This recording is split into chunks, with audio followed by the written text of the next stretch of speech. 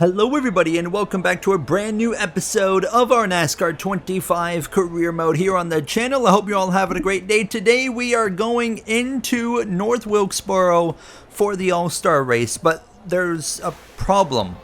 I'm not supposed to be in this race. I'm not eligible for the All-Star race, but yet I get to take part in this race. Only the top 3 drivers get paid, so this is a race that counts as a season. It says race 13 of 36, but it's not actually going to count for points or anything. It's just money, like the All-Star race, of course, is, which means that there's only 24 races in the regular season for NASCAR 25 because they didn't bother to put Mexico in the game. So as we come through into this weekend, there's a few kind of flaws here that I was a little bit aggravated with. Overall, not really that big of a deal, but the fact that, well, I'm not actually eligible for the All-Star race, but I'm locked into it for whatever reason. But I'm not the only one that is in this All-Star race that shouldn't be in the All-Star race. To get into the All-Star race, you have to have won an All-Star race previously, for example, or if you have won, say, a race in the season before.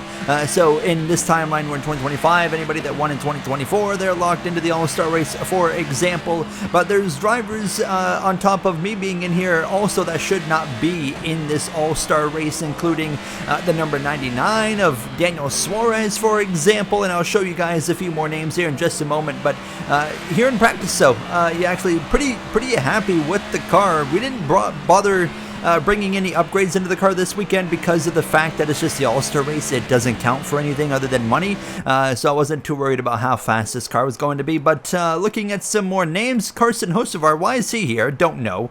John Hunter Nemechek, Noah Gragson, Ricky Stenhouse Jr., I don't have a clue why any of them are here. They are not eligible for the All-Star race. Actually, I take back Stenhouse. He is eligible because he, of course, did win Talladega in 2024. All right, we're up. It's just a minor thing, but I would love to have had some authenticity and had to race my way in through the showdown to get into the All-Star race that I am not even close to being eligible for. Nonetheless, we focus in here, and as we head down into turns 3 and 4, we do have 2 laps here of qualifying, so if we screw up lap 1, we'll get another lap in. Actually, ran a pretty decent lap 1. It was an 18.645. And I was kind of hovering around the 18.6s all weekend long so far. As we head down this back straightaway now into turn number 3, can we maybe get a little bit quicker? You're going to be downshifting every end of the racetrack here this weekend. And as we exit turn 4 to a packed grandstand watching on, we break into the 18.5s for the first time this weekend. And you see my surprise there as we went P15 for the All-Star race as Christopher Bell is on pole over Ryan Blaney. And yeah, I mean, very happy with P15. I'm not sure if that's going to quite hold up here as we come into the race, but I mean, a great start nonetheless. As P15, we're right kind of smack dab near the midfield, kind of a little bit further back as we head into the pre-race. One cool thing is a night race here, we actually have fireworks in the pre-race. Look at that, the fireworks are going off. That is really cool. Instead of a flyover, we actually got some fireworks. I think that was a really cool touch for the presentation of the game. And actually behind the grandstands there, that's cool. That is super cool as we come through now, getting ready to go racing for 125 laps. The All-Star race from North Wilkesboro is officially underway as the green flag is out and Christopher Bell leads the field into turn number 1 as we get a bit of a slow start here. We're running a 50% length race, by the way, instead of 25% because, of course, the All-Star race is shorter than most races, so I had to bump up the length. So basically a 25% race, say at a Bristol is like 125 laps. So when we do a 50% here at North Wilkesboro, we get that same lap count as we're already getting physical. A bit of contact with the down number 3 of Austin Dillon. Through goes Hocevar to the inside. Now is right off the bat really tight in this number 85 Grillo's Pickles Toyota Camry for this Tricon Garage team. So that was a bit of a concern. And as well, there's no stages here. So this is going to be an interesting dynamic because there's no guaranteed yellows. For the first time this season, we have no caution guaranteed, and if this was to say, it probably won't, but if it did go green the entire way, we'd be looking at green flag pit stops as well. On top of that, we'd probably go a lap or two down based off the pace. But I mean, right off the bat, Christopher Bell he's fired off from the lead of this race, and he's under pressure from the number 24 of William Byron. Third place currently occupied by the number 12 of Ryan Blaney, as Austin Dillon has now passed me on the inside, so I'm down to P20. Only got 3 cars behind us. Right there in my rear view mirror, you see Daniel Suarez, then it's Gregson and Stenhouse running in 22nd and 23rd. Now, Suarez would eventually drop to the back of the field as I would continue to just kind of run this inside line. And yeah, like I said, every corner you're downshifting to 3rd, and then on the exit you're going back up to 4th, and you just repeat the process every single corner. These tracks get really tough on my left hand on the wheel for whatever reason, because you're really tugging on the wheel, especially when the car is tight, and then of course you're having to let go of the wheel to shift, so then all that strength of the wheel is now put into your left hand, which is like on the downside. It's not like you have like a over top pushing the wheel weight to help you, so it's actually a bit of a challenge as we continue now to lap 17 and still running in P20, trying to run down Keselowski and his RFK driver teammate of Chris Buescher. Now is there kind of in a 3-way fight there between him and John Hunter Nemechek as well. And as we continue to lap 18 at this point, now we're kind of making little gains, but I knew that there was definitely some time available to be made up in an adjustment, and I was already kind of starting to try different things as well while I wait to get to the pit lane, and one of those things was moving up the racetrack and seeing if I could build up some momentum off the wall. The answer was it did not work, so I had to jump back down to the inside after I'd given up some time to the 6th car.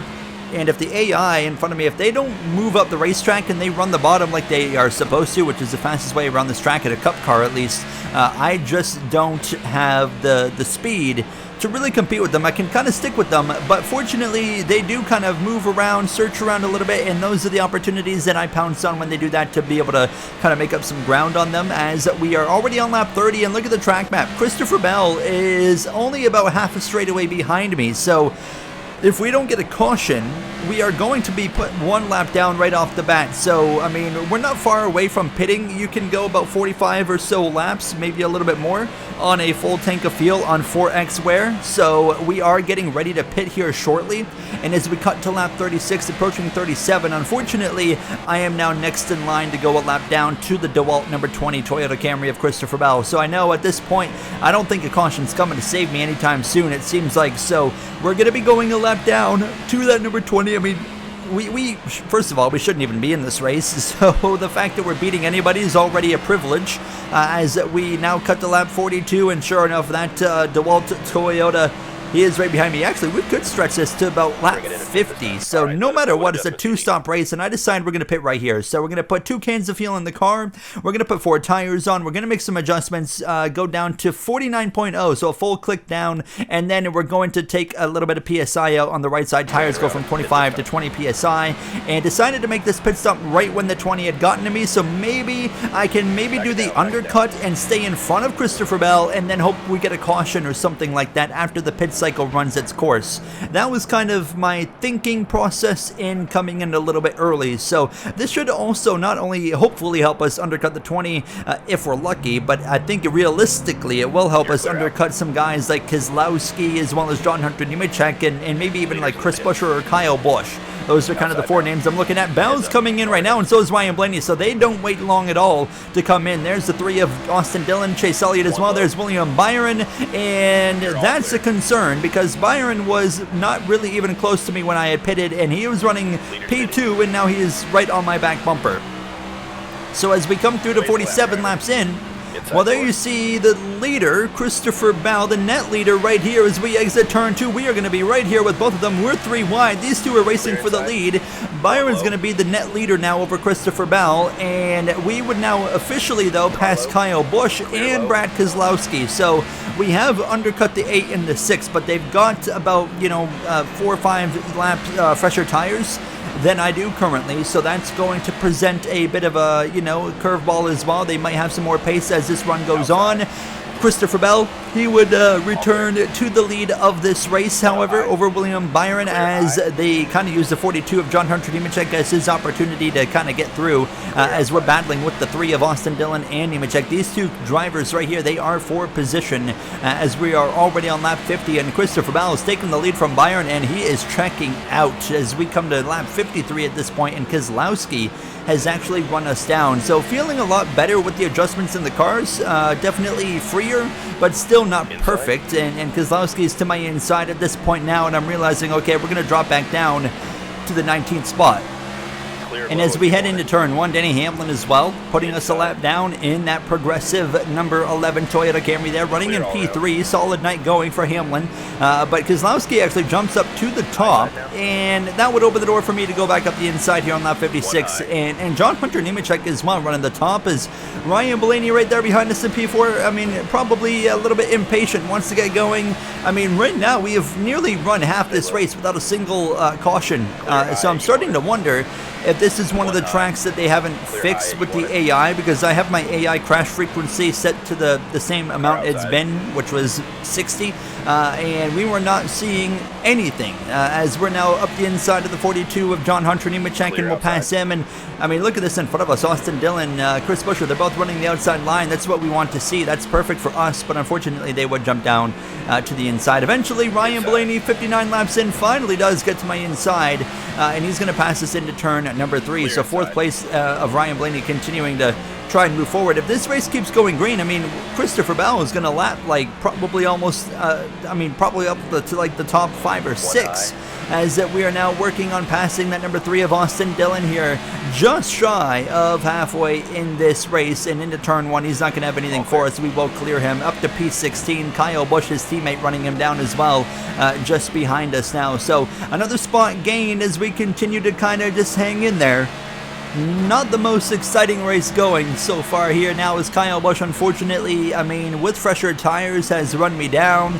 And he's going to get to my inside as we head down this back straightaway, and I knew I wasn't really going to be able to hold him off, as you actually see me kind of try to build up some momentum here on the outside, seeing if I can get a run of some sort, and yeah, just not viable here with our car to run the top. So I'd go back down to the inside again after Busch would get past me, as now here comes, I believe this is 5th place and 6th of Briscoe and Larson coming up behind us now, and Briscoe gets to my inside here on lap 68, coming to 69, and we also are not terribly far off from pitting once again. Once we get within, well, 50 laps to go, we can make it basically. So, I mean, once we hit 75, we could make it to the end of this race now, as we have run back down Kyle Busch, who's jumped up to the outside. We'll pass him again for P16, and we're trying to run down the 21 of Josh Berry. I feel like that's really if this stays green, the only driver I could realistically maybe get to, as Kyle Larson now is looking up the inside in the AndrewCars.com number 5 Chevrolet into turn 3. He'll be able to move through and try to chase down Chase Briscoe for P5. Chastain's just behind us there in P7 in the Kubota colors there in that number 1. And how about, you know, the leader, Christopher Bell? He is about just under half the track behind me at this point, as I'm actually lapping somebody. Didn't expect this to happen. We are putting Ricky Stenhouse Jr. A lap down ourselves here now as we head into turn 3 to clear that 47. Here comes Ross Chastain now just behind us. I think he's bringing Keselowski with him as well forward at this point, so got to be aware of that number 6 car before this race comes to a close. But definitely already, like, okay, thinking about the pit stop sequence as the tire light has come on. We've got 11 laps of fuel. I don't really, at this point, didn't really know how far I wanted to push it, because I don't really feel like we lost much by pitting a little bit early, so I'm certainly open to coming in on the earlier side of things once again. But now we are comfortably within the fuel window, as you can see up in front. Josh Berry now running up the racetrack a little bit, and we are starting to make some gains now. Briscoe's getting past him, and so is Larson.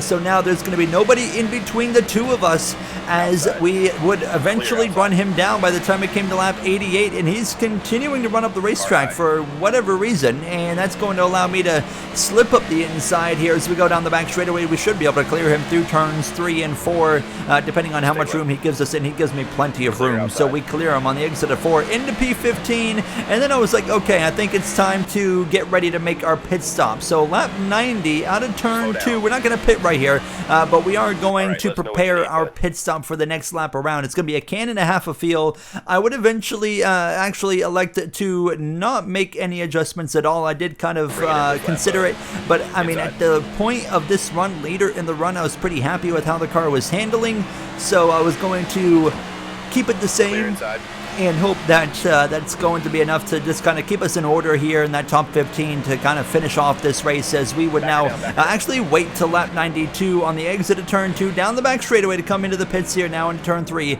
and we'll come in, we'll get the 4 tires. It should be a little bit shorter of a pit stop because we're only taking a can and a half. Sure enough, it's going to be, I mean, 0.6 of a second or so quicker than a normal stop. It's a 15.6 instead of like a 16.2 that we usually see.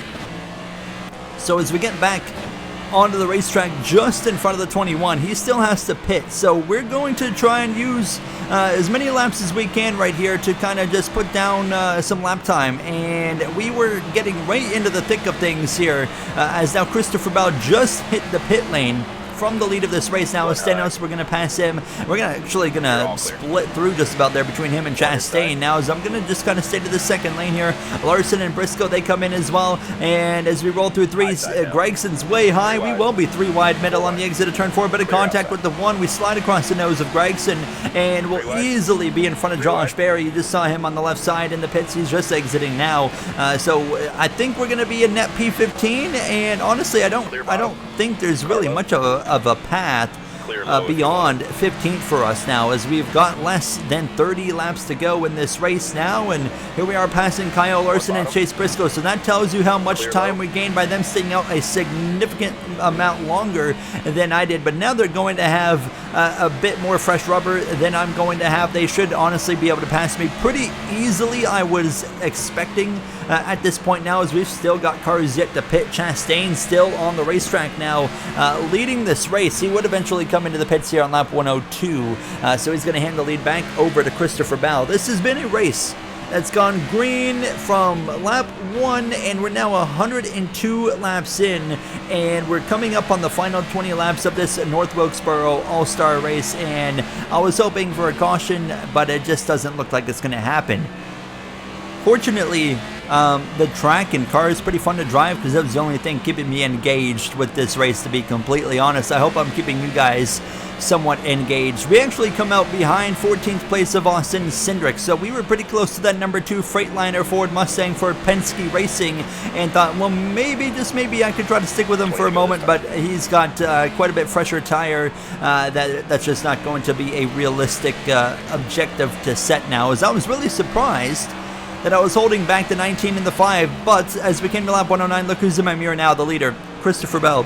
He's about to put me a second lap down in this race. We got absolutely nothing for him. Nobody has anything for him. He is putting like 5th place of Briscoe a lap down. It's an absolutely insane pace that number 20 has here, as we're coming up on just 15 laps to go. I mean, what, 14 to go for the 20. And as we now get ready to get put a lap down, I wasn't really going to make life too difficult for him now, as he's going to look up my inside here on lap 111. And Kyle Larson as well had gotten past the 19 of Briscoe, and so did Chastain. So Briscoe kind of struggling here in the late going of this race. Keep in mind, no points are being awarded here. It's quite simply we're racing for $1 million, and Christopher Bell is now in position under zero pressure for that said $1 million. William Byron is in P2, and I can see him in the mirror behind Chastain trying to work his way forward now, as I am going to squeeze the 42 of Nemechek up there into the outside wall. We'll pass him now, and I overdrive turn 1, making things easy for Kyle Larson, who's going to pass me here out of turn 2 into turn 3. So as we come through now to lap 116, 10 lap to go mark for myself, but actually 8 laps to go. William Byron in P2 is right here on my back bumper now, but I'm not going to just roll over for the number 24. First of all, Toyota's leading. Do want to help a Toyota, but on top of that, I mean, I'm not, like I said, just going to roll over unless he actually gets here, and he's actually struggling to get to my back bumper right now. So as we come up on these final couple of laps, it's just all Christopher Bell. I mean, absolute dominance. He's about to get $1 million richer here from North Wilkesboro. Nobody had anything for form really all night long. It's just the way it went. Pure dominance out of that DeWalt number 20. And as we come to 2 laps to go, Byron gets a little bit closer there within a few car lengths now, but just not quite enough out of that number 24 Exalta Chevrolet. Now Christopher Bell through 3 and off of turn 4. We'll see the white flag here from North Wilkesboro, and all he's going to do is get around this track one more time. Denny Hamlin, I believe, back there in P3, that is, trying to run down William Byron before we get to the checkered now, as Christopher Bell heads into 3 and 4 one more time. Out of turn 4, he's going to win the All-Star race in North Wilkesboro. $1 million to Christopher Bell as we'll come home for P15.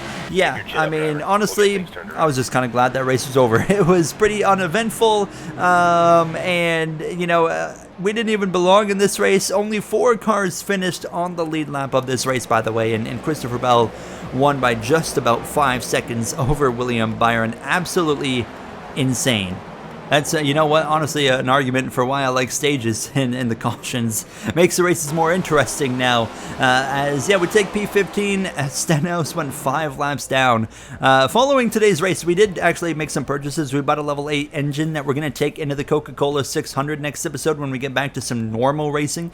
And on top of that, that's a 4-stage race. That's going to be an interesting one. 25%, still going to be 100 laps at a mile and a half. That's going to be a really fun race, I think. Level 7 body, and then like a level 5 chassis and a level 4 suspensions, what we'll be bringing into the next episode. So I'll see you guys then. Thank you for watching, and have a great day.